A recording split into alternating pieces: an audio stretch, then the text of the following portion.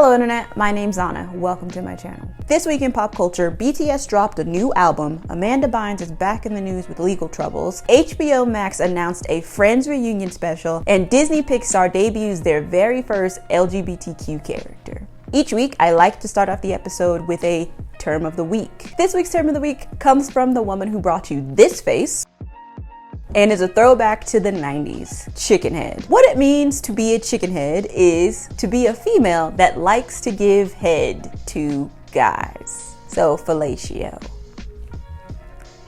I tell you dog, the 90s were wildin'. Regardless, that's your term of the week. I'm sorry, mom. First up, we're gonna talk about movies. This week in movies, Disney announced that Lena Waithe will be voicing a character in Pixar's upcoming film, Onward, starring Tom Holland and Chris Pratt. The name of the character in the upcoming film is Officer Spectre. She is a Cyclops that honestly looks like she could beat the shit out of anything. The inclusion of Officer Spectre is the latest in a push for Disney to be more inclusive of queer characters in their properties, with other examples being the same-sex couple kissing in one of the latest Star Wars installments, and the fact that in the next Thor installment, Valkyrie from Thor Ragnarok will be looking for her queen because she is now the king of Asgard. One of the producers of the movie explained, saying that the inclusion of Officer Spectre felt organic to the story itself. The director was also quoted as saying, "This is a modern fantasy world and we want to represent the modern world. And whether you like it or not, queer people are a part of the modern world." The scene in which we meet Officer Spectre is a scene with her and her partner, played by Ali Wong, where they're pulling over this guy and he apologizes, saying that his girlfriend's kid distracted him and that's why he was driving erratically. Officer Spectre responds by saying, "Yeah, my girlfriend's daughter is making me pull my hair out." And I would have to agree with both the producer and director, saying that this seems like a pretty organic response between two adults. I'm always about having positive representation of the queer community in the mainstream. I'm sure a lot of people will see this as just a cash grab for Disney or Pixar to just jump on board with what's trendy as of right now. And I'd be naive to think that cash or money wasn't involved in the discussion of including these characters. But at the end of the day, these franchises are incredibly notable. So when Star Wars and Disney and the MCU are including queer characters or more characters of color, this is setting a precedent. And then that means going forward, other companies will follow. And what that means for me is that the media will be more representative of the people that are consuming it, which means that that kid in a small town that doesn't have representation for what it means to be LGBT, whatever part of the alphabet that they're a part of, they can see themselves reflected in the things that they like and not feel so alone. Onward will be in theaters March 6th, so if magically animated adventures are your jam, go support it. Next, guys, I want to talk about music. And this week in music, a little group, you might have heard of them, BTS, like, I don't know.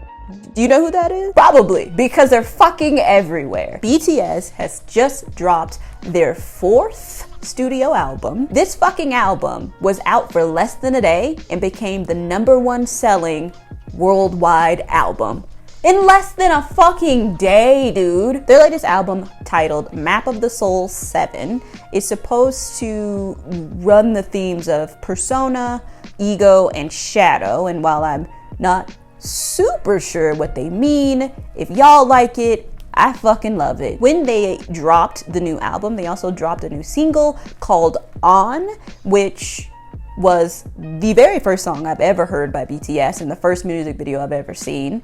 And I will say that it was actually pretty cool. It was a pretty cool video. I enjoyed the choreography and the overall setup.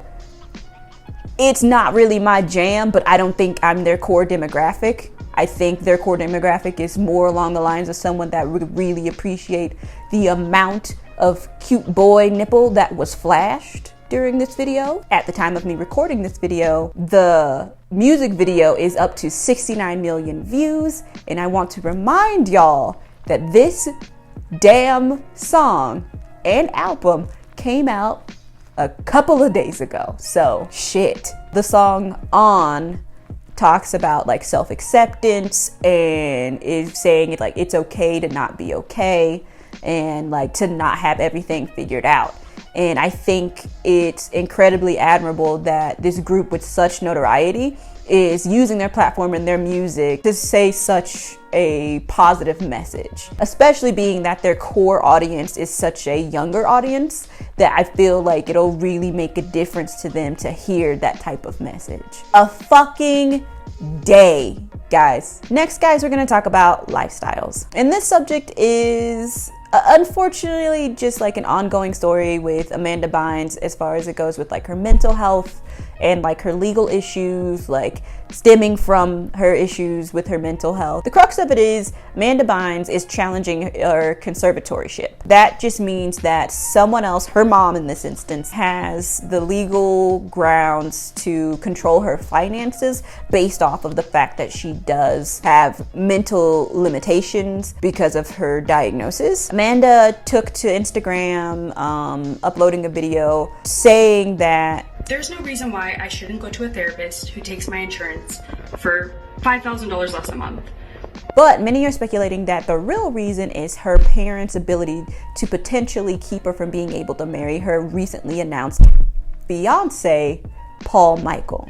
She first introduced Paul Michael. It's weird when you have two first names for your name. I don't know. Introduced the guy she's engaged to a few days before the announcement of the engagement, when she took to the internet to apologize for some statements she made back in 2013 about certain celebrities being ugly. They also celebrated their 1 year of sobriety in that same announcement. Amanda was first put under her conservatorship with her mother as her guardian back in 2013 after a series of psychiatric holds and legal issues. I will say that she genuinely seems happier, even more so than she did when she did that interview back in 2018. So I hope, truly hope, that she really is happy with this guy, and if that's the case, then I wish them all the best, man. The hearing is scheduled to take place within the next week, so we will see what happens going forward. Lastly, guys, I want to talk about TV, and I'm sure you've heard HBO Max